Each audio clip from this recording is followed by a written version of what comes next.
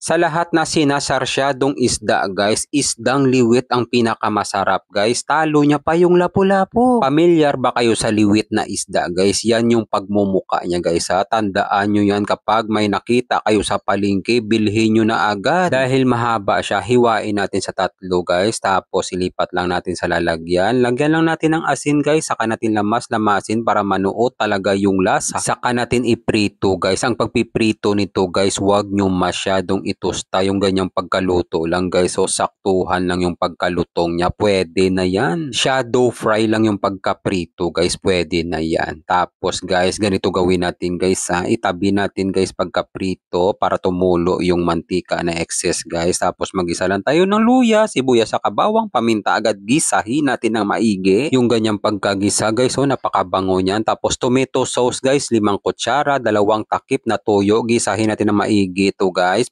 Tutuyuan natin yung ganyang pagkatuyo guys. So tapos tubig 1 litro, pangpalasa, asin sa bitchin guys. Saka natin pakukuluan ng 1 kulo. Tapos ilagay na natin yung liwit na naprito, itlog guys 1 piraso. Isabay na natin yung dahon ng malunggay. Pakuluan lang natin ng 1 minuto. Wala. Usok pa lang ulam na yung ganyang pagkaluto guys. So namumuo pa yung itlog. Nakakatakam. Napaka-aesthetic. Kung mapadaan man sa'yo to, wala ng plano-plano, magluto ka na rin ito.